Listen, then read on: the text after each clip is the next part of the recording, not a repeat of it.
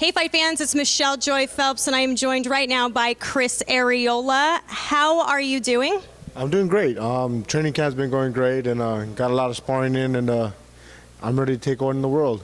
So in light of a negative situation with Deontay and the whole Alexander Povetkin situation, a wonderful opportunity arose for yourself. This is going to be your third chance at a world title shot.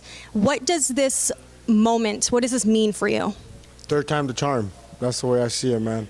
I remember when I first lost my first title fight, Pete Rose told me it took him 3 times before he even got his ring. So this is my golden moment. I got to make it happen. Third time is the charm. So I've been out here grinding and I got to make my luck.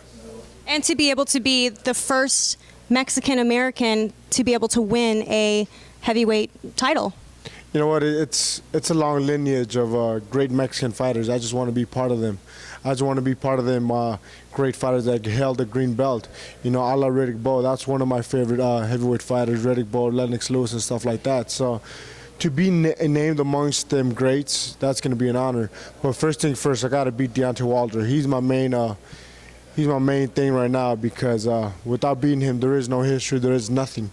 And that's why I'm out here working at the House of Boxing and making my luck happen, making my history happen out here in the training gym. Deontay Wilder's only had one fight go the distance. Do you see yours going the distance? Absolutely not. I can't let it go the distance. I do not. My respects go out to the judges, but you know I do not see myself winning a fight by decision in Alabama. So I have to go out in guns blazes and then win this in a spectacular fashion. I got to win this by knockout. You know, I respect the man, but at the end of the day, we're both going to be going there. We're going to fight each other, and that's what I love about the sport of boxing. All it takes is one punch. Deontay Wilder, obviously, being the heavy favorite, especially in Alabama. How do you remain focused, knowing that when you walk out, you're more than likely going to be booed?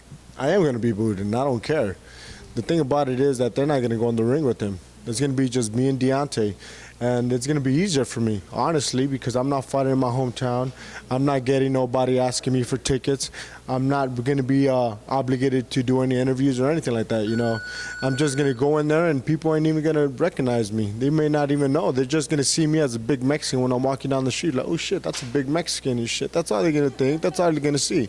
And let's be honest, you know, I'm being overlooked. You know, he's already thinking about who he's going to fight next. And, you know, he ain't going to be fighting for a long time because I'm going to punish him. I'm going to make sure that when I hit him, it's going to hurt. Even if it's in his arm, his ribs, the back of his head, whatever it is, I'm going to make him hurt. After studying tape, and I'm sure you've seen multiple of his fights, what would you say is one of Deontay Wilder's weaknesses? You know what, the main thing is that we really haven't seen him fight in the inside. We really haven't seen him go through adversity. And that's what I have to do. I have to keep him in his heels and give him something to think about. You know, when I throw a punch, I'm saying I can't just throw it just to throw it. I have to throw it with intentions, and I got to bring my hands back. Because all it takes is one shot, you know. It happened to me a couple times, you know, against Stavern. Stavern got me. He broke my nose the first time, and then the second time I was winning the fight, and he caught me with another right hand that just took me down. So I got to be aware at all times. I can't get lazy. I can't throw just a lazy punch just to throw it. If I throw it, I got to have to throw it with intentions. The last time I spoke to you was when you fought at the Citizens Bank Arena, and post-fight, although you won, post-fight you said you weren't happy with your performance. And since then, you fought 3 times. What have you learned that you're planning to take with you into the ring come fight night? Nothing. I'm absolutely nothing. The main thing that I know I have to be is prepared for Deontay.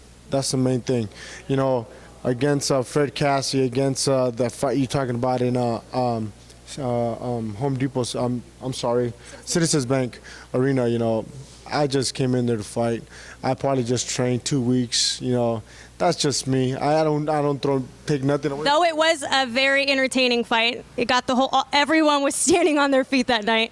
Yeah, but that's not the fight that I want. That's not the fight that I need. You know, if people are talking about fights like that, you know, it's detrimental to a fighter like myself, you know, because taking big shots it's never a good thing. I would like to get in there and get out. The sooner the better. How do you keep focused? I know it's always difficult. A lot of people don't understand that it takes a lot of discipline and sacrifice to be a boxer. What's your biggest sacrifice? Being away from my kids. That's my biggest sacrifice. But the thing is, I'm right here in San Diego. I get to see them. They come down every weekend, or they stay here a week, stay away from my daughter, stay away from my son. Not being able to help my daughter out in her softball, that kind of bugs me, because I want her to succeed in her life also, but I'm not able to be there for her. But now with technology, we have FaceTime and stuff, so it's not that hard to be away from the family. Who's your biggest influence? What made you want to be a boxer? Who is it that you grew up watching that influenced you? All Mexican kids always looked up to that one person, as Julio Cesar Chavez. And I remember seeing him. I remember seeing him train for fights. I remember watching him. And the thing about him was the most nicest, más humilde, humble person that you have ever meet. He always took the time to shake your hands and then talk, even if it's a couple words, that means a lot to somebody like myself when I was a kid. And watching him fight with, like, Midrick Taylor fight, I'll never forget that fight. I was down. I was like, man, this guy's losing, man. This guy's losing. If you look at their fight, their faces, it's night and day. You look at Chavez, his face is clean, but he's losing the fight. The thing about it is, there's always that puncher's chance. Just one punch could end a fight. Especially in the heavyweight division. Especially in the heavyweight division. I've suffered it the other side of the coin, the flip side. I was up and I get knocked down, and it's boxing. And that's why I respect everyone that steps in the ring. And after the fight, you shake hands and hug it out like nothing happened. To me, there's nothing more gentleman than that. And lastly, I want to ask you, when the day comes that you decide to hang up the gloves, how do you want to be remembered? How do you want the name of Chris Arreola to be remembered? A person that came to fight, regardless of who it was. He fought. He fought with his heart on his sleeve. But you can never call me a pussy. You can never call me a sissy. You can never take that away from me. That's one thing that pisses me off the most, when somebody calls me a pussy or somebody calls me a bitch or something like that. I'm like, I never showed that in my life. You could criticize me on my weight. You could criticize me on my style of boxing. You could criticize all that. But you can't criticize my heart, because I always came to fight. I always came to give the fans a great fight. I'm going to tell you right now, and you may not believe it, or people may not believe it, I never know what I'm getting paid for my fight. I don't know what I'm getting paid for this fight. I swear to God. I never asked. They tell me you're fighting, fuck it, let's go. I've never asked, ever. True Mexican warrior, Chris. I'm not just because I'm a true Mexican warrior, because I love my craft. I love what I do. And I'm getting paid for what I do. I don't ask. Fuck it, pay me. Just give me the fight and I'll fight. Well, I look forward to July 16th with your fight against Deontay Wilder. What would you like your last message to be to the fight fans? Enjoy the fight. I'm coming to give it my all, and I'm coming for that title. All right. Bye, fight fans. Hey, fight fans, if you haven't already subscribed to our channel, make sure you go ahead and do so, because Behind the Gloves is worldwide with our coverage.